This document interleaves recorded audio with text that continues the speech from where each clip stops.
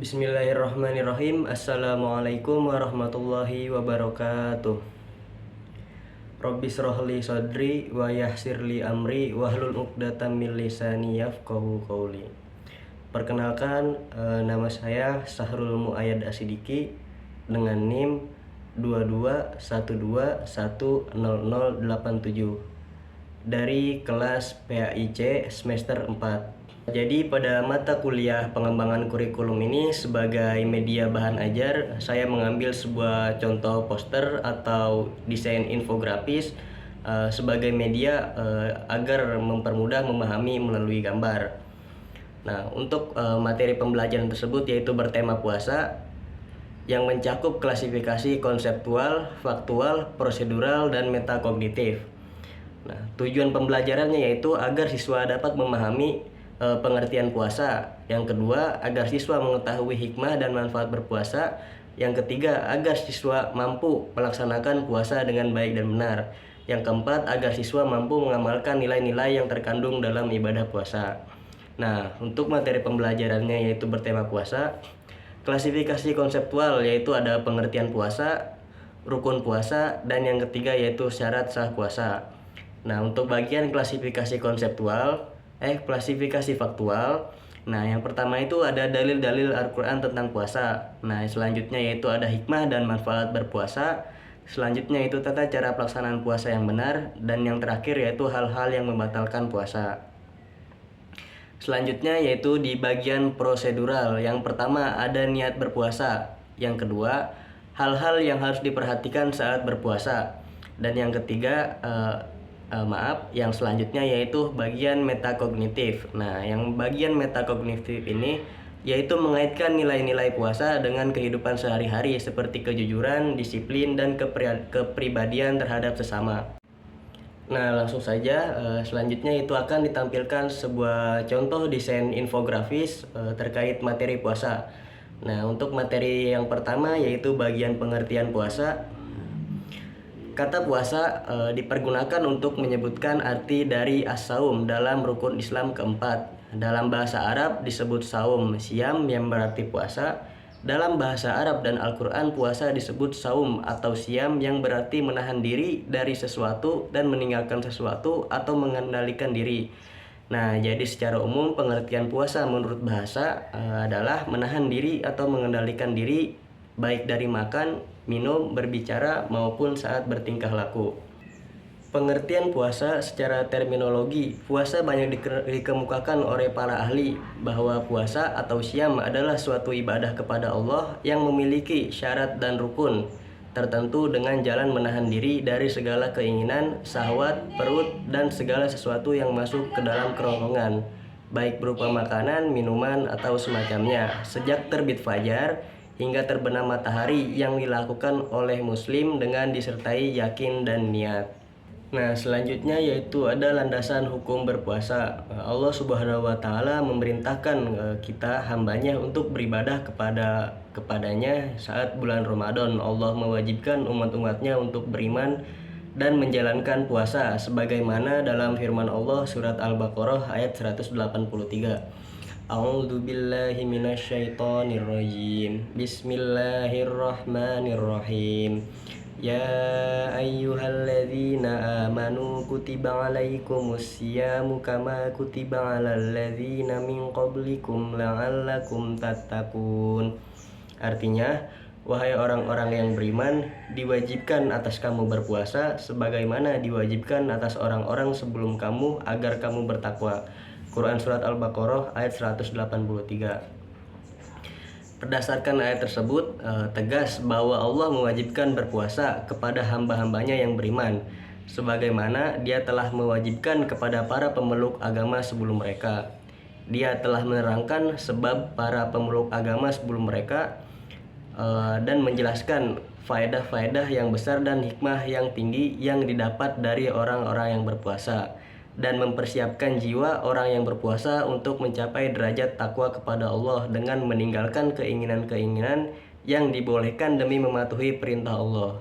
Selanjutnya yaitu syarat wajib puasa. Nah, syarat wajib puasa itu maksudnya yang membuat seseorang menjadi wajib untuk melakukan puasa. Bila salah satu syarat ini tidak terpenuhi pada diri seseorang, maka puasa Ramadan itu tidak menjadi wajib atas dirinya. Atau malah sebaliknya, puasa Ramadan hanya akan menjadi mubah, sunnah, atau malah haram. Nah, syarat-syarat wajib berpuasa yaitu ada 3 perkara, dan sebagai redaksi ada 4 perkara. Nah, yang pertama itu Islam. Puasa itu diwajibkan hanya untuk bagi para pemeluk agama Islam, sebagaimana yang telah dijelaskan dalam Al-Quran. Yang kedua itu baligh. Nah, puasa batasan umur berpuasa yaitu ketika seseorang menjadi baligh. Nah, itu dijatuhi hukum wajib untuk melaksanakan puasa. Yang ketiga itu berakal. Syarat puasa yang ketiga adalah berakal. Mohon maaf, mungkin bagi beberapa orang dengan gangguan jiwa itu tidak diwajibkan untuk berpuasa karena dianggap tidak berakal. Yang keempat yaitu mampu berpuasa. Jadi ketika orang sedang sehat dan mampu berpuasa, tidak dalam keadaan sakit, maka itu diwajibkan untuk berpuasa, dan jika ditinggalkan maka akan mendapatkan dosa. Nah, selanjutnya yaitu ada syarat sah puasa. Syarat sah puasa adalah ketentuan-ketentuan yang harus dipenuhi oleh orang yang berhak melaksanakan puasa. Manakala ketentuan tersebut tidak dipenuhi, maka puasanya dianggap tidak sah. Nah, syarat yang pertama yaitu Islam, yang kedua yaitu mumayyiz, yang ketiga tidak sedang haid atau nifas. Nah, syarat berpuasa yaitu tidak sedang bagi perempuan, tidak sedang dalam keadaan haid dan nifas karena melahirkan. Nah, selanjutnya yaitu waktu yang diperbolehkannya untuk berpuasa. Selanjutnya yaitu ada rukun fardu puasa. Rukun atau fardu puasa. Nah, fardu puasa ini ada 4 perkara. Yang pertama yaitu niat di dalam hati. Jika puasa yang dikerjakan adalah fardu seperti Ramadan atau puasa nazar, maka harus melakukan niat di dalam hati, dan wajib menentukan puasa yang dilakukan dalam puasa seperti puasa Ramadan. Nah, niat puasa Ramadan yang paling sempurna adalah Bismillahirrahmanirrahim. Nawaitu sauma wadin an adai fardi sahri Ramadana hadis sanati lillahi ta'ala. Artinya, aku niat berpuasa esok hari untuk menunaikan kewajiban di bulan Ramadan tahun ini karena Allah Ta'ala.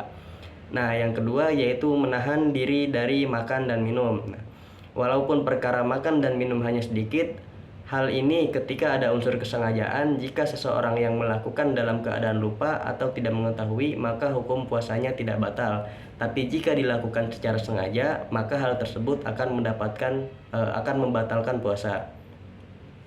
Nah, selanjutnya yaitu menahan diri dari ijma atau senggama. Nah, adapun melakukan ijma ini tidak diperbolehkan meskipun bagi suami istri jika melakukannya ketika siang hari ketika sedang berpuasa. Nah, yang selanjutnya yaitu menahan dari muntah dengan sengaja. Nah, jika terpaksa muntah atau karena dalam keadaan yang kurang sehat kemudian muntah, itu tidak membatalkan puasa. Yang selanjutnya yaitu sunnah ketika berpuasa. Nah, dalam berpuasa ada 3 perkara yang disunahkan. Yang pertama, menyegerakan saat berbuka. Nah, segera berbuka jika orang yang berpuasa telah meyakini terbenamnya matahari atau ketika sudah mendengar azan maghrib, bersegeralah untuk berbuka.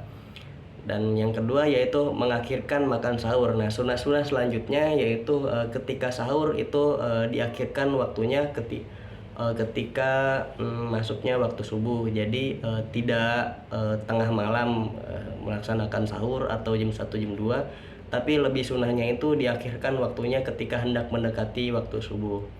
Nah, sunnah selanjutnya yaitu tidak berkata kotor ketika berpuasa. Nah, tadi dari pengertian puasa tersebut yaitu menahan diri dari makan dan minum, hawa nafsu, dan perilaku perbuatan yang kurang baik. Nah, selanjutnya yaitu ada hal-hal yang membatalkan puasa. Yang pertama yaitu memasukkan sesuatu ke dalam lubang yang ada bagian tubuh. Nah, lubang ini bersifat umum, bisa saja ketika memasukkan tangan atau mainan ke dalam mulut atau memasukkan tangan ke dalam hidung. Seperti itu juga bisa membatalkan puasa. Nah, selanjutnya yaitu memuntah dengan sengaja ketika berpuasa, disengajakan muntah gitu, misal dengan memasukkan tangan ke dalam mulut dan keluar masukan gitu agar sampai ke tenggorokan terasa hendak muntah, dan itu dapat membatalkan puasa. Nah, yang selanjutnya yaitu datang haid. Nah, ketika sedang berpuasa di siang hari gitu, bagi perempuan ya, datang haid, nah itu dapat membatalkan puasa. Yang selanjutnya yaitu ketika sedang puasa dan melahirkan atau nifas, itu membatalkan puasa.